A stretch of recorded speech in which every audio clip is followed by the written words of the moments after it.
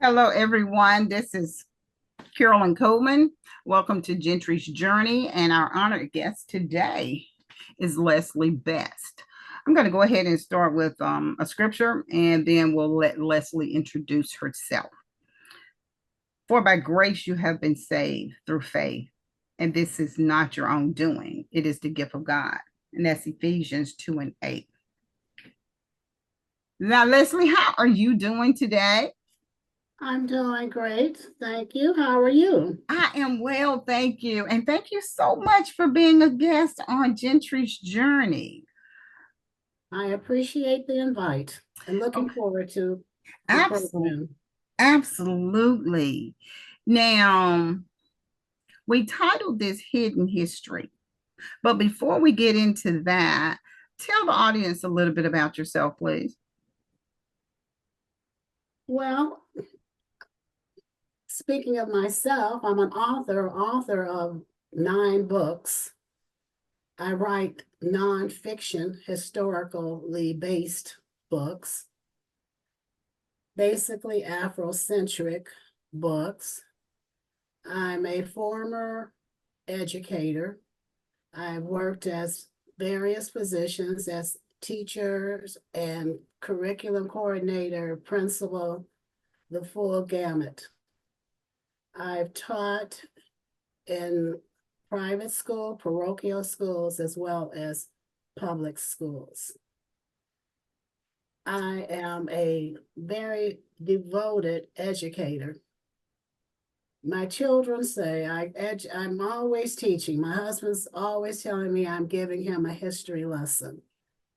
I love history. I think history is very relevant. I think we should know, as people, we should know more about our history.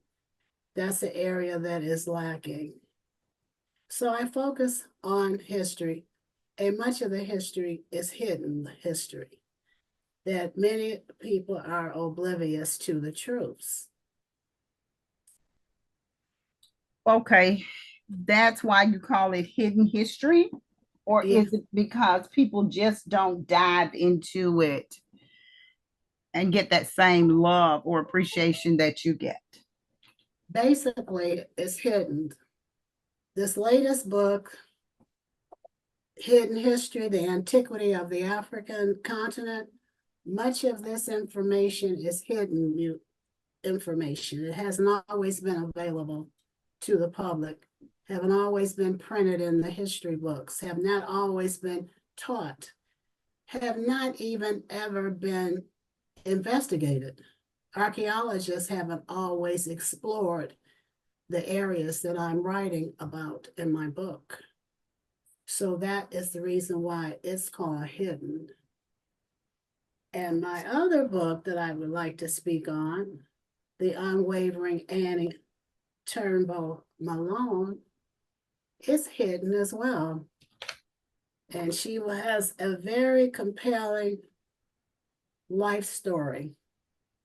We've all heard of Madam C.J. Walker, but very little has been known about Annie Malone, which was Madam C.J. Walker's mentor. She also was a millionaire, an entrepreneur, educator, philanthropist, and a humanitarian. Everyone should know her name just as well as they know Madam C.J. Walker's name. I remember, I think it was a movie regarding Madam C.J. Walker. So yes, there were some interesting facts in that. Did you did you find or did you get an opportunity to look at the documentary or the movie? I saw the movie. Well, initially, I didn't see the movie until after I wrote my book because it was on Netflix, and I was excited about hearing the story, having the series written about Madam C.J. Walker. I was very excited about it. But when I started going online and hearing comments that were made, and even people that I knew, family members, when they were discussing the movie, and they mentioned this woman that kept following Madam C.J. Walker all through the movie, and they made her look like she was some sort of weird character, had no relevance. That disturbed me because I had read several books about Madam C.J. Walker. And when when people would discuss this other person, I said, it sounds like Annie Malone. Because of the books that I had read about Madam C.J. Walker, Annie Malone was mentioned because she was the one that gave Madam C.J. Walker the start in business. She's the one that used her product, Wonderful Hair Grow, to grow Madam C.J. Walker's hair. Madam C.J. Walker was one of her sales agent. So when I started investigating, doing research, because I do very extensive research, I go into archives, I go into the Library of Congress. I feel like I'm almost a detective. And I pulled up so much information. It was so compelling to me. I was in a state of shock that Annie Malone had done as much as she had done and has not been recognized. You know, I have It wasn't true. Oh, I'm sorry. no, you're fine. Um, I remember it, and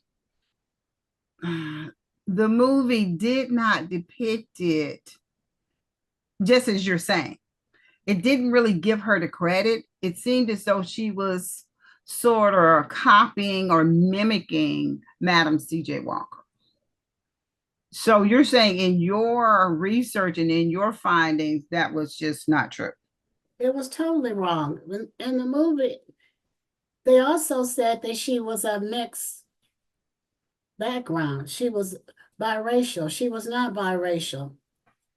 But as I was telling you, I did not watch the movie until after I did my research. Good. After I did my research and I saw it, I laughed through the whole movie. It was such a false movie, false information. And the reason why they were able to get away with it is because they changed her name somewhat. Mm-hmm. And that's the only reason why. And they still should have been sued for it. Wow. That's interesting. And her life story was very interesting. And she was born in Illinois. And I found that was very interesting because I'm from Illinois. I was born and raised in Illinois. She was born in Southern Illinois in a town by the name of Metropolis. Okay. That's where Metropolis, Illinois, that's where she was born. Both of her parents were African American. Both were African American. And so before she branched out, she was raised there and she was branched out into St. Louis with her product. Because she was in high school, she was learning about chemistry and how to mix different chemicals together. And she was interested in hair. When she came up with her product, Wonderful Hair Grower. So that's where she met Madam C.J. Walker. She was such an outstanding salesperson that she would go from door to door with her little basket selling her product. But not only did she sell her product, she also was demonstrating how well her product worked. So she would apply her product to their hair. And then when it becomes successful, when they see the hair growing and improving, because at this time there were quite a few women coming up who came from rural areas that did not know how to maintain their hair. And they were having problems with hair issues where they were having sores and different type of fungus diseases in their heads. It was very common. And Annie Malone was able to go in and help Madam C.J. Walker because she had the issue. She had that hair issue. So what Annie Malone would do is that she would invite those women who she helped to cure their hair to become her agent, because if they had the experience of it working for them, that made them much more enthusiastic salespeople. So that's what happened. Madam C.J. Walker became one of her sales agents. And when she moved away from St. Louis, she had some of her products because her sales agents came, they would leave with products because they were selling, and they would leave the city. They would leave St. Louis. They would start traveling all over the United States with her products. Madam C.J. Walker, she found out, well, that's a good idea for me to apply. So she used her product. And in that movie, they showed her when she first left Madam C.J. Walker, when she first left Annie Malone, she'd had her products and she was selling it. Then she decided to put her name on the product. So Wow. it was just really, it was really interesting, this research that I did. And also, Madam C.J. Walker, you know, she died in 1919 Hmm. at the age of 51. Oh, really? She was that young? She was 51 years old. It was right after she bought the home in Upper New York. Okay. That millionaire, $1 million house, and everyone, that's why they gave her that attention, saying she was the first Black woman millionaire because she had bought that house. Annie Malone, instead of because she was community oriented, she was a very spiritual person. She didn't flaunt her wealth. Her objective was to help Black women earn an income and be able to be self-sufficient and not having to go into being domestics, to give them opportunities and to help her community.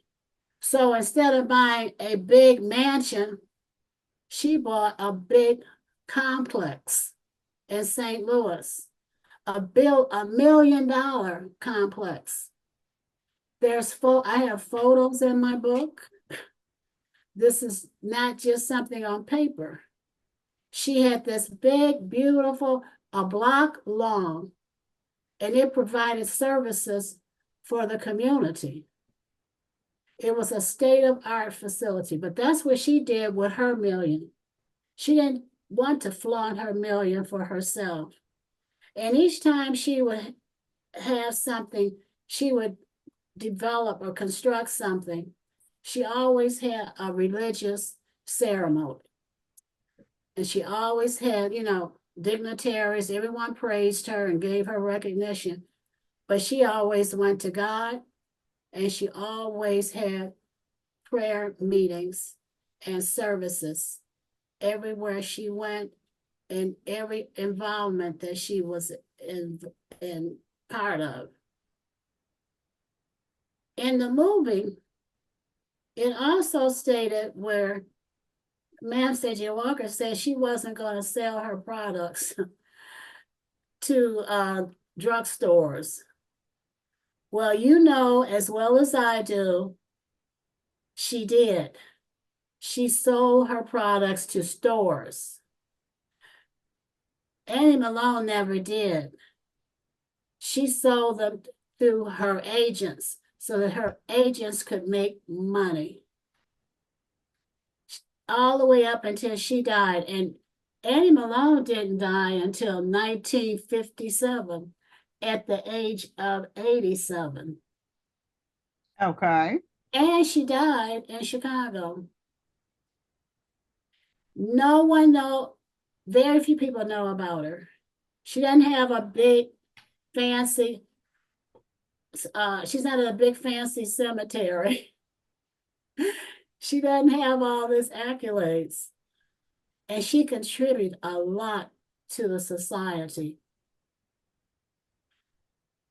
To Articles, loads and loads of articles recognizing her in all different parts of the United States, especially in the South, even in New York. And she graduated from, well, they gave her an honorary degree from Howard University, Annie Malone, okay. because of her service. And I have a copy of her diploma. It's not, and also she was a member of a sorority. She was always active and involved. So Annie Malone, as far as your research takes you, was community oriented, business oriented. She wanted to share what she had. She wanted others to build wealth or to be independent when it came to having their own business, so to speak. Exactly. Okay. Now, do you have a copy of that diploma in the book, in your book? Do I have a copy of what now? I'm You sorry. said her diploma. Do you have a copy of that in It's your book? not, because she also has a lot, there was a library, I was able to get it. And also, let's see, do I have it here? You know, the Green Book, she's listed in the Green Book as well. You know, she provided housing for people in Chicago. You know, she left St. Louis and she moved to Chicago. That's where she died, made a transition. Okay. But a lot of situations occurred. Well, did Annie Malone have a family? She didn't have any children. Okay. She was married twice. But her last husband, that was her issue. He exploited her. There's loads of information that would be beneficial for entrepreneurs, especially women. Okay. Um, so when you, how long, I'm trying to get this question correct. How much time does it take for you to research, especially when it came to Annie Malone and Madam C.J. Walker? Give us a good time frame on how you started and who you started with, but who you ended up with, and how much time that take to pull all of that, because that's a lot of great information. Well, I spent a lot of time. Once I started researching, I spent hours researching. It's not a couple of hours. I might spend the entire day. And also it took me 1 year. Okay. Year because I was so enthusiastic and I was so enthralled over her story. And everything just fell into place. You know, everything, the information just started coming to me. It's And it was exciting. It was it evoked a quite several emotions. You know, I was happy for her, then I was sad for her, then I was elated. I was proud. And and then I wondered, you know, this woman, why hasn't she been recognized? well, you know as well as I do, Leslie, we have a lot of unsung heroes out here. Exactly. Yeah, and that is a disservice or you can is disappointing as well. We sort of kind of scrape the surface. And when I say we, I'm just saying the general public. Scrape the surface, get a little bit of information and go on. But anytime you're doing research, you really want to write a very good paper, it is going to take time to get that done. And you are going to unearth or uncover some things that you never knew.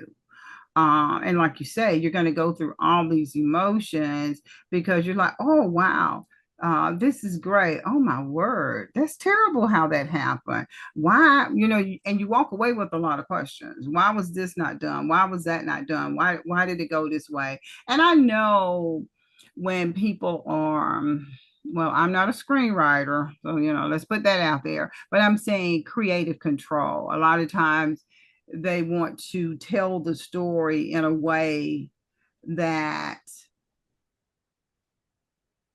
captures that person in the best light that they want to be seen. Would you agree with that? Definitely. Okay. And that's what it made me, it was concerning to me because this was a movie. It had an opportunity to showcase both women, their contributions. Both women were millionaires. Yes. Why pick one and not the other? Or they could have highlighted both since both were in the movie. I agree with You you. didn't have to So I say, why single out one and not the two? Because they basically had similarities, but still so much diversity in their stories. Well, they degraded her character, and they degraded her as a woman and her contribution. They made her look like a buffoon. Mm. And it wasn't right. No. And those were the comments that I saw. And that's the reason why I started exploring. I didn't know I was going to find all of this information that I did find. I just wanted to confirm that she was the person that mentored Madam C.J. Walker. I was not expecting to actually see her whole story, to be exposed to her whole life story. And I was constantly getting information from various resources, such as I stated, different newspapers, not just one particular newspaper, various newspapers and different articles from the Library of Congress that were just amazing, and in other museums from New York, the New York Library, New York Archives, St. Louis Archives, some of the universities, some of the colleges. Information was just coming to me rapidly. Well, I mean, if you're going to do justice to whatever paper or article or book you're writing, you're going to have to dig deep. Well, I had not expected. I was not expecting to write a book. With all this information, I had to compile it into a book. I wasn't going to sit on it. Oh, no. You were putting in too much work or finding a lot of information that you felt others needed to know. I thought people needed to know. Mm-hmm. And she even there was a pilot school that was located on her block in Chicago. Mm-hmm. She owned a whole block. Okay. And there were mansions. So she had this John C. Robinson National Air College. And it was one of the first air colleges that were Black ran and operated in the United States. Matter of fact, the Tuskegee Airmen were trained by the John C. Robinson, who was the instructor.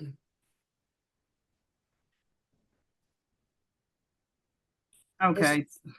I mean, it's amazing. Especially how it is all, the tale is being weaved. You know, we're in Chicago now. We're doing Tuskegee.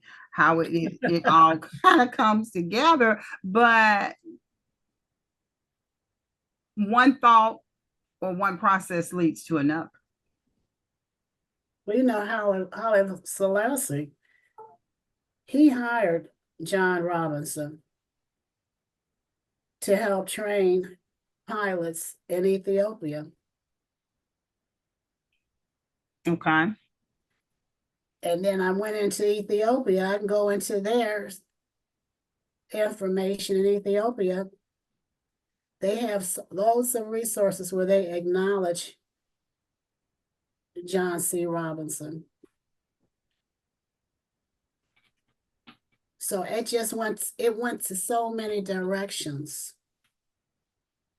It went just even further than just hair. Absolutely. Absolutely. I'm going to ask this question. Now, I'm still thinking about the movie. And one of the gentlemen in the movie,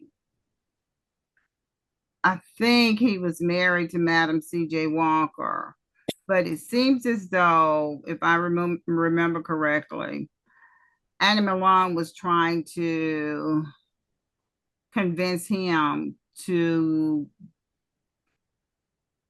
find the secret to success or the product and get it to him so that she would have it. So, but what you're saying is that's just not true anyway. So how do you think that tale was weaved? Well, I'm sorry, I didn't hear that clearly. You said a man. It was one gentleman, it may have been the gentleman that Madam C.J. Walker was married to. Okay. And Annie Malone was trying to kind of woo him away from her. I think there had been. I kind of remember that now. I Yeah, remember yeah, that scene. And he came to Chicago, right? he did. Okay, I can't see that being her character. I can't say what happened with her and Madam CJ, excuse me, Walker's husband. I don't know what happened, but it seemed like it's so out of character because her spirituality and her involvement in churches. Everywhere she went, she was involved in churches. Most of her meetings were done in churches. And her husband, she did have a husband, and she even was so spiritual with her husband that she gave him the leading role to her business. Okay. And she had set this business up herself. She established her business on her own. And he was an opportunist. Mm. And so, anyway, he filed for a divorce and tried to take half of her money. And so from there, the courts got involved. Okay. And took her business with a conservatorship. And she spent a lot of her money with lawyers, attorneys, etc. She had high-ranking attorneys. She had to fight with her husband to get her money, her money for the business that she established. And so that's how she relocated to Chicago. Okay. However, she was traveling, she was coming to Chicago anyway. And I have information about her with her husband before they went through the divorce procedures. But she was into political, because she was a Republican, because Blacks were Republicans during that time.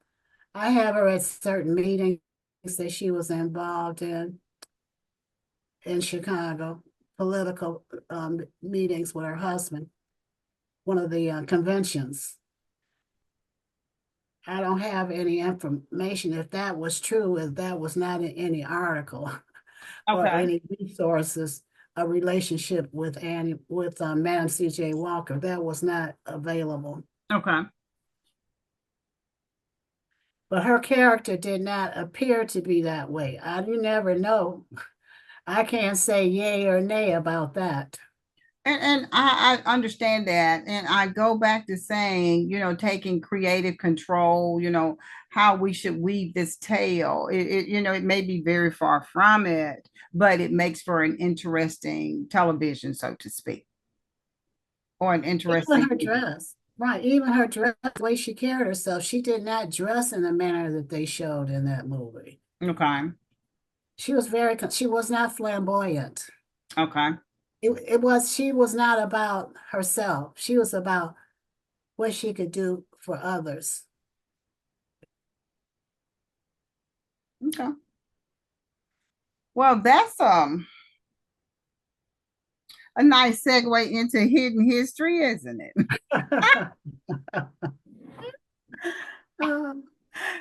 Very interesting. Now, anything else you want to say about that one, or you want to move on to your second book regarding hidden history? It's just her story is so rich. People really need to read it to appreciate Annie Malone. I agree. I'm intrigued. Now, some of her photos are at the Smithsonian African American Museum in Washington. Now, a matter of fact, they gave me, some of her photos, and they have a copy of my book. Now, I visited the museum the first year it opened, and they didn't have very much about Annie Malone. It was primarily Madam C.J. Walker. Madam C.J. Walker was supposed to have invented everything. She didn't invent nothing. And I wrote a book about inventors, African-American inventors, in the early history of inventors. Okay. And it had patents. So I'm looking for Madam C.J. Walker's invention with a patent. Well, she did not receive the patent. It was Marjorie Joyner. Have you ever heard of Marjorie Joyner? The name sounds familiar, but I don't want to say yes. I do not want to say yes, but the name sounds very familiar. Well, she was very involved in the hair industry. Matter of fact, she worked for Madam C.J. Walker, and she's the one that carried her legacy all these years, because she was the one that was, helped sell the items. She was a hairstylist. She managed Madam C.J. Walker's company. And so she's the one that received a patent, and she assigned it to the Madam C.J. Walker's manufacturing company in 1929. This was after Madam C.J. Walker had passed away. Okay. It had nothing to do with Madam C.J. Walker. It was Marjorie Joyner. But she was very devoted to Madam C.J. Walker, and she really kept her her alive in the minds of everyone.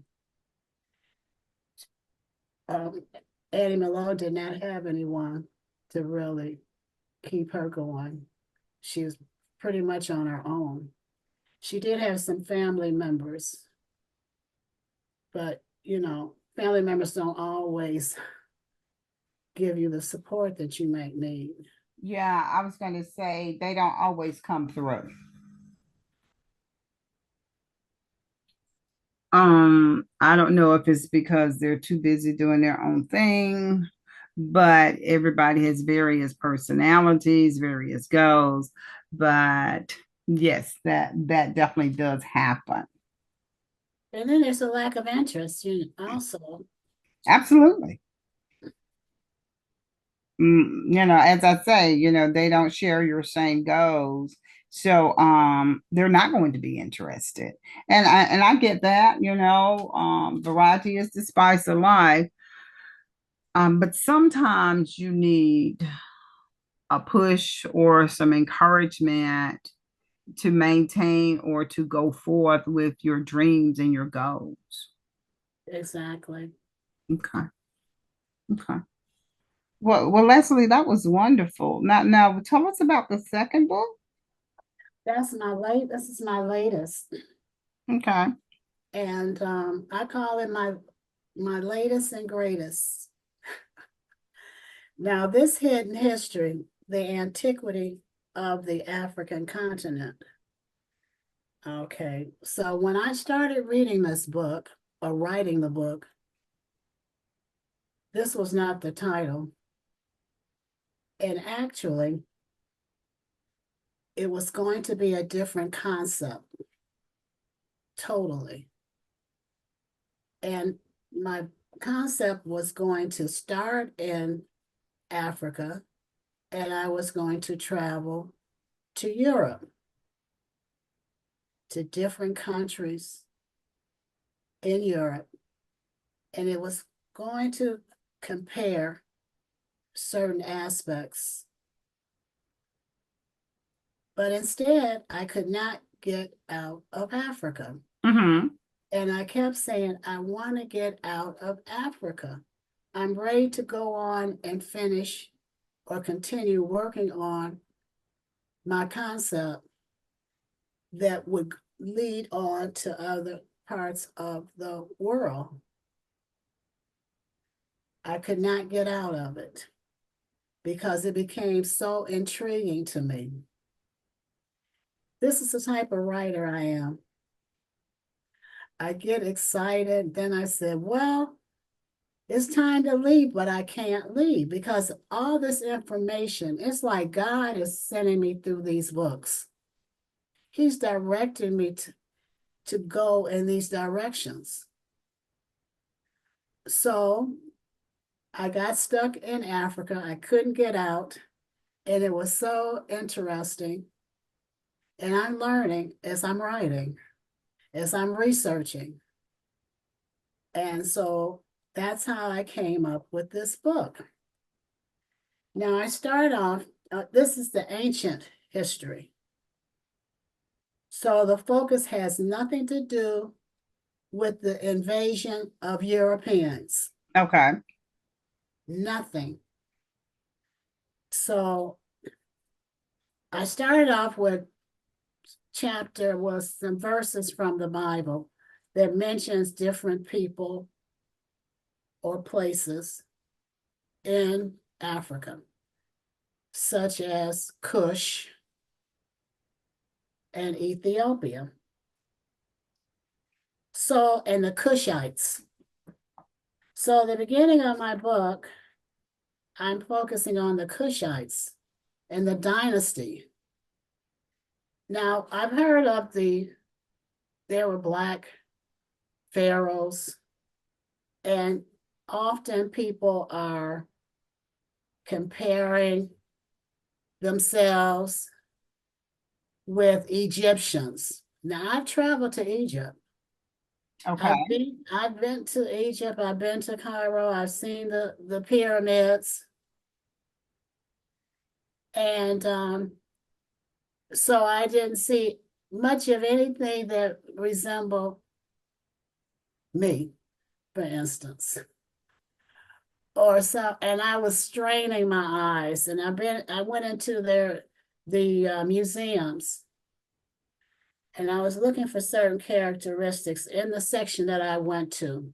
I didn't travel to Luxor, but only Cairo, and to see and Gaza. So what I did is I started with the Kushite pharaohs, and they actually were the pharaohs, the black pharaohs of Egypt. Now they were from Cush, they were Cushites. At the time and during the ancient periods, Egypt and Cush, they were pretty much combined. And they would trade amongst each other, and they would have wars against each other. So the Cushites, they captured the Egyptians because, during that time period, there was a lot of violence. There were a lot of interactions amongst these groups of people all through Africa. So anyway, the Cushites, they took over Egypt. Now, this information came from the University of Chicago. They have an Oriental museum, and they have archaeologists that are involved in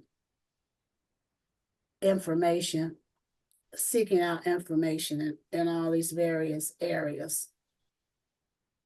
So they ruled Egypt, these black Cushite pharaohs, they ruled Egypt for close to 100 years. Their area was the 25th, their dynasty was the 25th dynasty. That was the 25th dynasty that was ruled by these Cushites. So in my book, I have it listed. I have the names of the various kings or pharaohs. Now, I went into different museums, and especially in London and Paris, they have exhibits now on these kings. There are a few that were found in Egypt. So I wrote about the pharaohs and what they did because they were involved in construction in Egypt. They did a lot of construction. They really helped to develop Egypt, to help them to grow. They built temples.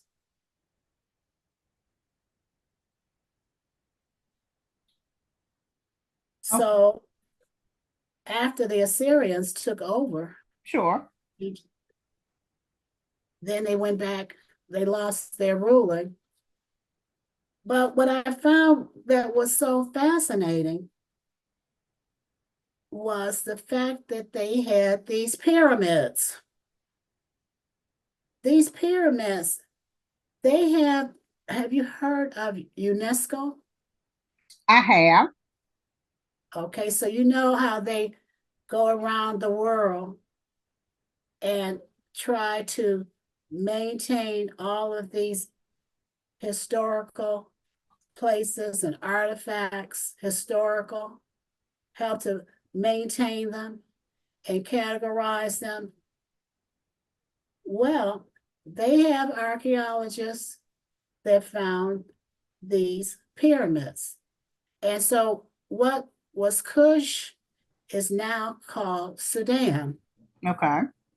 And these pyramids are magnificent. Now, to me, I'm not being partial, but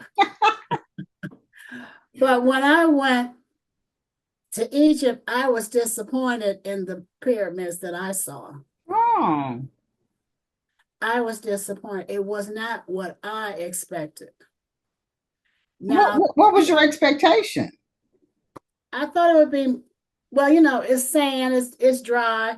I felt that I would have hoped to have seen more. As I said, I didn't go to Luxor. I was just right outside of Egypt. And that's where they're supposed to have the greatest. That's supposed to be the greatest pyramid in the world.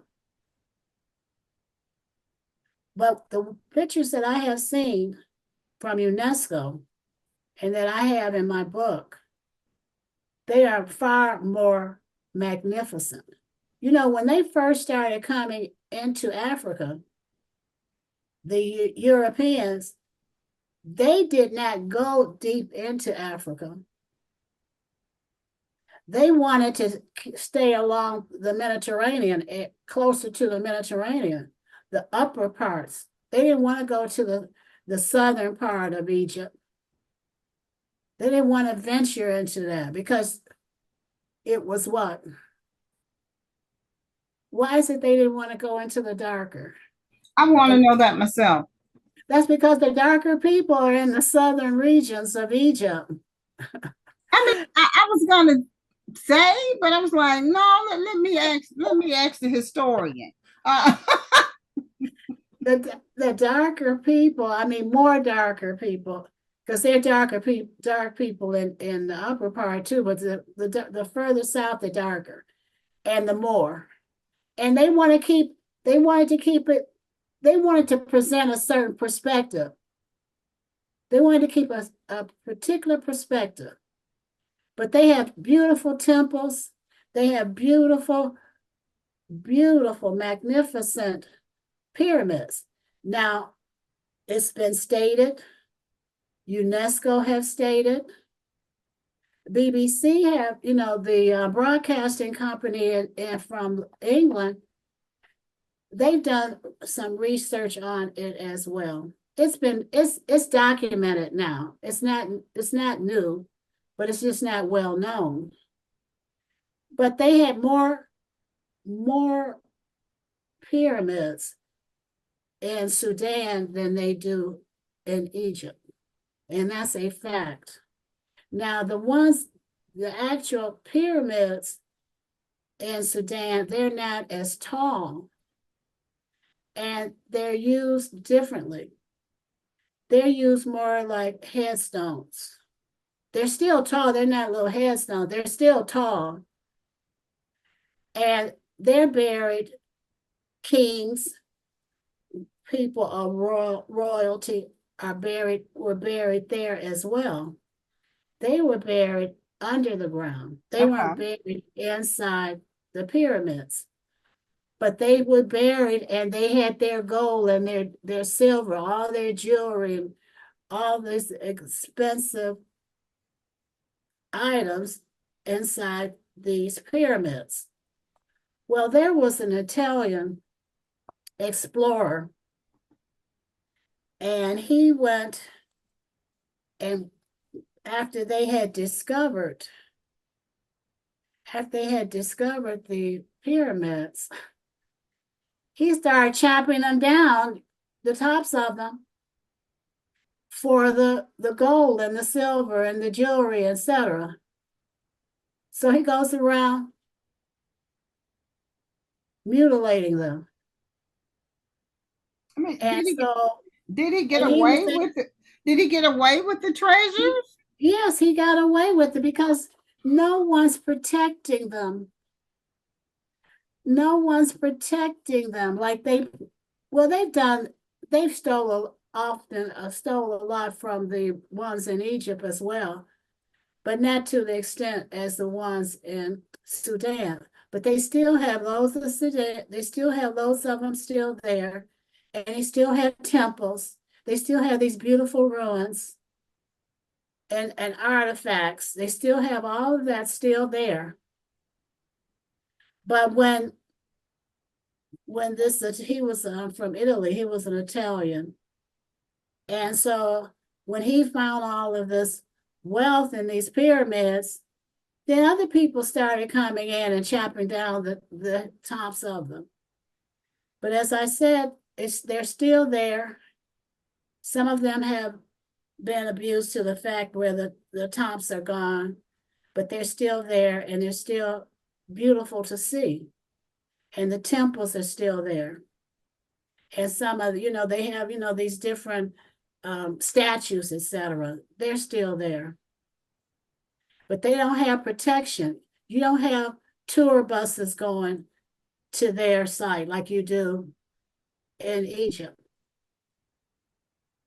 And so that was interesting to me. That was very interesting.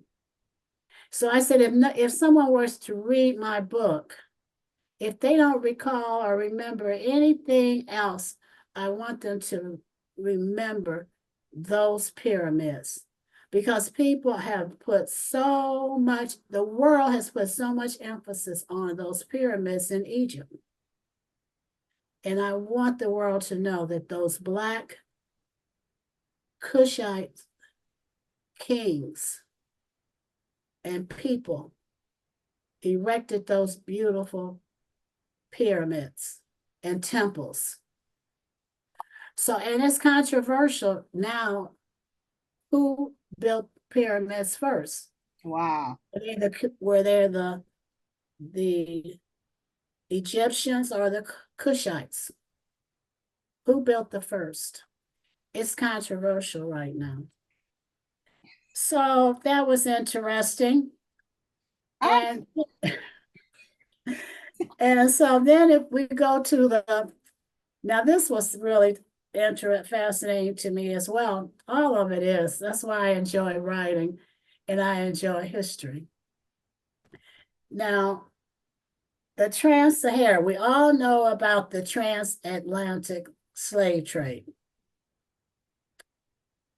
But people have been trading slaves since the beginning of time. Okay. And in Egypt, they were trading slaves, and Kush, they were trading, because what they would do, they would trade goods. Trade was a big commodity all through the continent. Trade. So what they would trade, what they have or what they need to someone else. But trading, they were constantly trading. And so and they were always in conflict. Different tribes would have different conflicts. And so if they conquered a group of people, or if they had a war and they had prisoners of war, they would trade them. Now, the Arabs, they took over Africa. They invaded North Africa. And there was quite a bit of abuse that occurred from the Arab people. And so many of those people had to flee the North Africa. And when they were fleeing North Africa, where do you think they might have been traveling to? Many of them. Where were they headed now? Come on, teacher, tell me. Many of them would travel north or south. I'm sorry. Many of them would travel south. So if they wouldn't convert, if people wouldn't convert to their religion, the Muslim religion, then they would be terrorized and abused, often even killed. So I'm going to get back to this group of Berbers. And these Berbers, they became traders, where they were trading for people in the northern regions of Africa. Now, these Berbers, they came they were integrated. They were biracial. Many of them were biracial. Not all of them were biracial. Some were more biracial, like we have everywhere. And many of them were biracial because of the trade, because they were trading people from the southern regions of Africa. They were trading them with the northern. So that's why many of them were biracial. And that's the reason why many of the Egyptians were biracial, because of the trading. All right, so the Berbers, they became very, very involved in this trans-Sahara trade. Now, you know, this is the hottest desert in the world. Yes. And so they were trading black. And I'm not going to, and that's another thing. In my book, I don't use the term black, white, yellow, nothing. Because during this time period, people were identified by their tribe or their country. So I never use the term black Okay. in my book. So they were trading people from West Africa and up to North Africa through this transatlantic trade. Now, this transatlantic trade, it was advantageous for West Africa as well as it was for North Africa, because they were sharing. Now, and West Africa was able to develop empires. We had the empires. We had the empire of Ghana, which was the first big empire, the empire of Mali and Shanghai. All right. So now with these empires, these Berbers were bringing religion. They were the go-between. They were like the go-between the West and the North African continent, or the countries, countries. So what they did, they would carry the gold, because they had gold mines in West Africa. West Africa was filled with gold. And so they had supposedly, they had encouraged the West Africans to trade their gold with the North African groups of people in the North region. And so when they would trade for salt, because they needed salt because it was so hot. So supposedly it was because of salt. But they would also trade other items as well. But one of the big items that they would trade next to the gold were the people. Mm. Because, you know, they were always in war, you know, one tribe against another tribe. So whoever, you know, that's how they would have these tribal conflict. But what their preference were, it wasn't the men. The preference were the women. They did not have plantations up north. They, in the northern regions of Africa, they were using the women primarily for domestics, for concubines. Yes. But they also were sharing their religion, the Muslim religion. The Berbers were bringing the Muslim religion to Africa, to West Africa. Okay.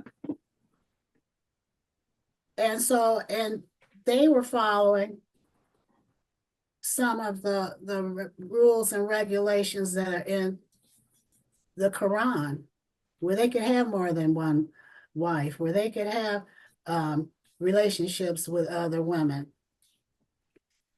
And they could have concubines.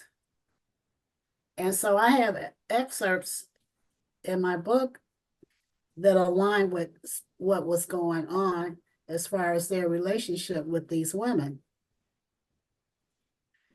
But these women were the ones that were primarily had to track through the Sahara Desert, going to the northern regions. And when they get there, many times more than none, they were having children. Absolutely. And so they were having children, and who they were having children with. And so that's why many of those people that you see in those northern regions, Arab people, many of them have African characteristics or West African characteristics, physical characteristics. Mhm. And this went on for many years. Some, it's not as obvious as others, because this is ancient time, and this continued all the way till about the 14th or 15th century with this trans-Sahara trade. So it was interesting to me about the Arab Muslim influence in West Africa and how it helped to develop their empires and how wealthy those African empires became. And basically it were the kings, and they have documentation from these different Arab Muslims, their writings, because this is where they're getting their information. The information is coming from their writings that they wrote, because they had diaries, travel logs. And that's where much of the information is coming from, what they wrote. So have you ever heard of Mansa Musa? I don't think so. Well, he was one of the kings, West African kings from the kingdom of Mali. Well, he was so rich with gold because all those kings, those kingdoms, they were extremely wealthy. And so, and they had become Muslims, and they would go to Mecca. But Mansa Musa, he would flaunt his wealth. And he would have, and this is what was written by some of these travelers. They would write and record what was going on, what they saw, and what they experienced. Just like now, when I go on trips, and even now, I write in my diary. Sure. And that's what they did. So he went to Mecca, and they said thousands. I don't know. It was a large group. He had an entourage. He had loads and loads of gold. And he had slaves, because they had their slaves. The kings had their slaves. He had all his slaves. He had all his people, his assistants, and they had all these groups that were going to Mecca, and these bags and bags of gold. He was flaunting his gold, his clothes. He had all his fancy clothing.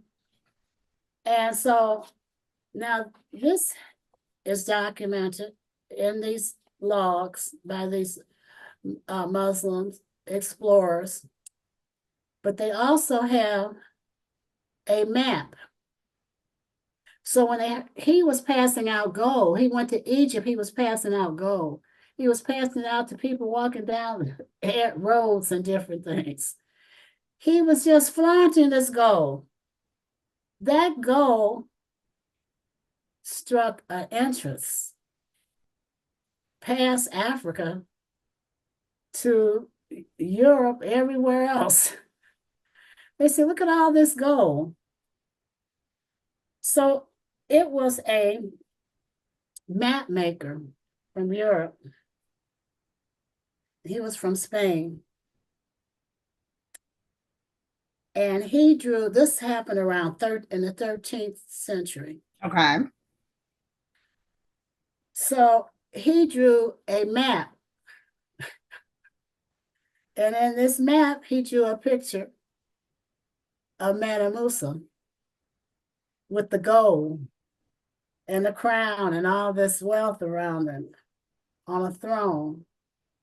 And he has Timbuktu, because Timbuktu was in the kingdom of Mali. Another thing, these kingdoms weren't in what we see as Mali or what we see as Ghana. It encompassed a larger area, because this is before the invasion of the European, and they started cutting it up. So anyway, so when they saw these Europeans, when they saw this picture of this Mansa Musa and all this gold, and heard stories about him, that made them interested in Africa. That made them more interested in West Africa. You know, I've always heard of that term, black gold, because initially they were looking for the gold and discovered they could make more money off of the black gold at that particular time. But that was his story. And so then I went on to Ethiopia. And it was the same with Ethiopians, the Arabs. You know, most of the time when you hear about or read about Ethiopia, you hear or read about the Christianity aspects of Ethiopia. But there is almost half of the population in Ethiopia are Muslims. So they have a very interesting story as well. With Muhammad, when he first started his religion, you know, the Arab people were not receptive to Muhammad. So he had to escape, and he ended up escaping with a few of his followers to Ethiopia. Now, I was really stunned with that aspect of it. Can I share something with you? Absolutely. I was going to actually elaborate on that. Because I had read a book on Islam. This before I started writing this book. I had a book on Islam. And I read where Muhammad came to Ethiopia, and I'm saying, what? You know, it was a shock to me. But it's in their Quran,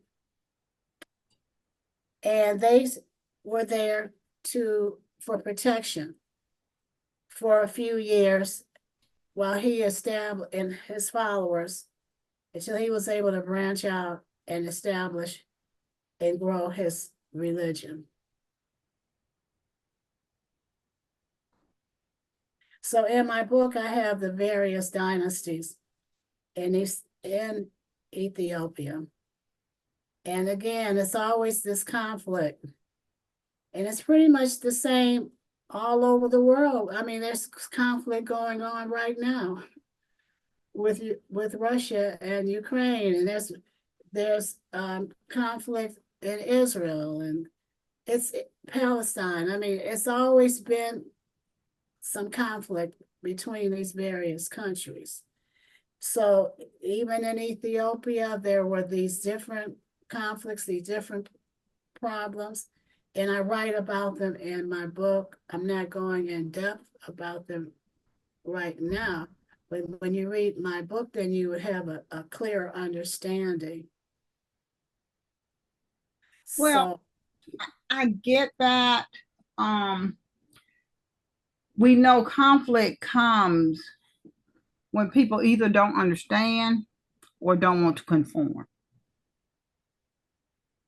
Someone always wants to be the leader, whether they were there first or last. right. And that's the problem that they had because it was about being the rulers. Absolutely. The conflict was being who was going to be the ruler. And that was their biggest problem that they had. It was at one time there were family members. Well, they've always, even family members, because they want to take over too. And there's conflict between siblings and parents. But there's one instance where they would lock people up in a mountain. They couldn't leave to keep them from trying to come down and causing conflict with the ruler. And they had guards to keep them up in the top of this mountain. Yeah, I was gonna ask you how you keeping me locked up in a mountain. You must not want me to come down, and that's They weren't able to come down. okay. So I was And like, now how is that gonna work? 'Cause unless you're just keeping me from coming downstairs, you can't keep me locked up in a mountain. right, and I don't know how high that mountain was, but that's how they kept them up there. It was like a prison. And if you read the book, you read the book, then you would know specifically. Okay. Yeah. And then the Bantu people. Now, the Bantu, they started in West Africa and they traveled thousands of years. They were traveling east and they were integrating with people as they traveled east.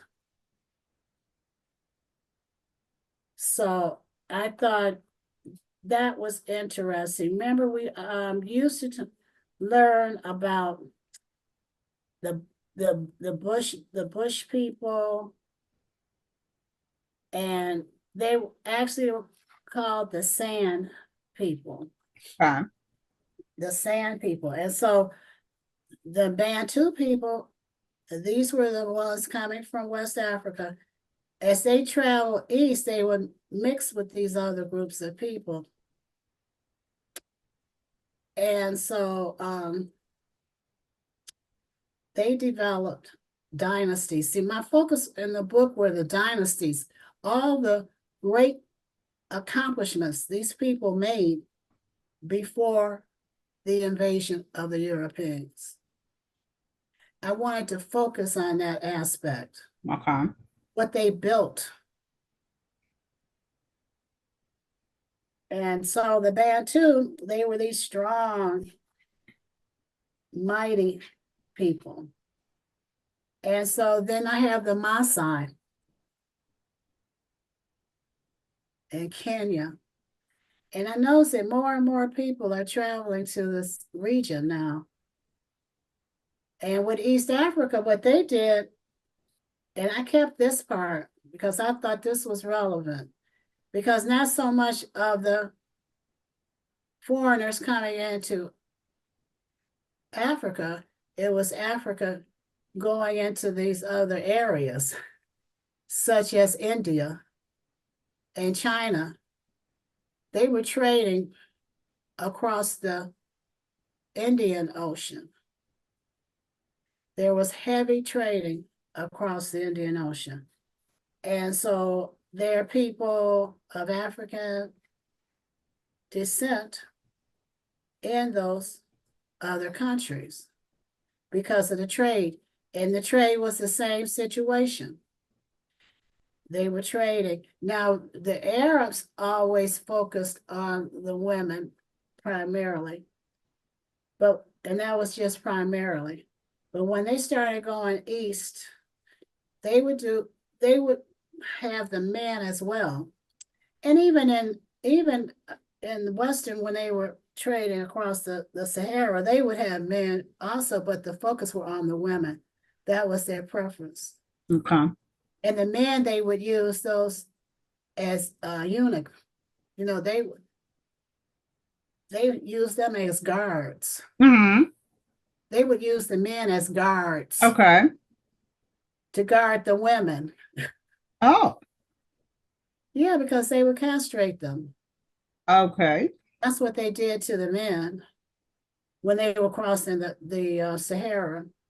And they did it also when they would cross the Indian Ocean. So I have in the book, I have the Sand people, and they were considered the indigenous of East Africa. That's where they find all these ruins, all the ancient ruins, where they said where civilization began. It's where the Sand people were living. Well, it is important to know history,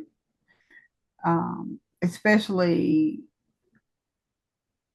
in any individual's history, because it doesn't begin with you. It doesn't Doesn't end with you. You know, there is something beyond what you were told. And once you research, you get a better representation than what may have been watered down or retold in a different way. So it's best to know it for yourself. Well, very true. And you know what? It changes your whole perspective of life. And I can You see see, that. I can see that. you You see know, people differently. You see places that other people won't see. Your whole perspective will be totally different. and Especially when you always have those relatives who have these stories, but they can only go so far, whether they are really doing it to entertain you or to give you a history lesson. They can still only go so far if they have not done the work, the research, put it in. And with that putting it in, it's just as what you have done so eloquently as put it in your books so that people can basically see it as they read it. And it's nothing wrong. And it is better if you have a visualization of what you're reading. It captures the heart to me better when you can visualize. very true. And see, it's hidden a lot. Hey, Some of that's the title, Hidden History. I know it's hidden. Absolutely. And I even discovered a group of Jewish Bantu Jewish people, and it has been researched. And if you look at these people, you would never see any aspect of what a traditional Jewish person would look like. And they're located in South Africa, and they've had DNA done. See, now there's DNA research. People can tell what will have a better idea what countries you come from. It doesn't tell your race, but it does tell your country and how you connect with these people in these different groups. In this one group of Jews, they call them the Limba Jews, and all their facial characteristics are the same as a West African. Hmm. And they done the DNA research on these people, and they discovered that they have the same DNA as some of the leaders of old Israel, well, old Jewish people. And so the Jewish community have embraced these people because they could not deny the genetics of this group.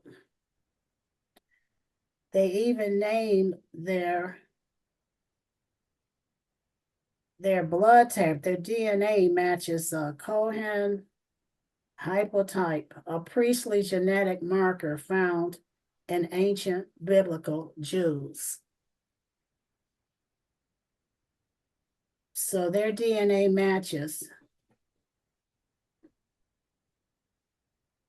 Okay. Ancient biblical Jews.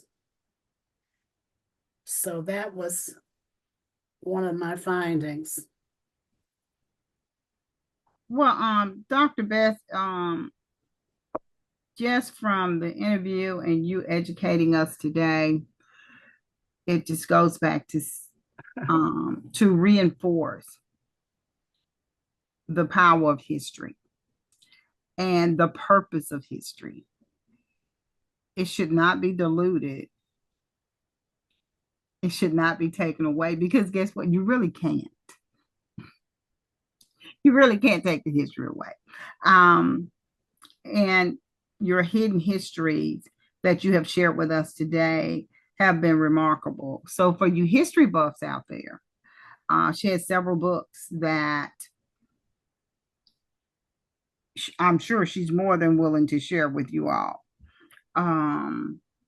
There's the Afro-Latino, A Historical Journey, and that's highlighting the African presence in South America. Then Silhouettes of the Past, growing up in Chicago during the 50s and 60s. Pioneer African American inventors with patents. I bet that is exceptionally interesting. A Heritage of Black Excellence in Chicago, book 1. And that's from 1700 to 1960. Then A Heritage of Black Excellence in Chicago, book 2, 1960 to 2009. And she also has How to Help Your Child Succeed in School, which empowers parents to help their children achieve academic success with practical solutions, activities, and resources that are research based. So it's just not something she thought about. It's things that she has researched and done. And from her bio, she is a doctorate of education. She has her master's in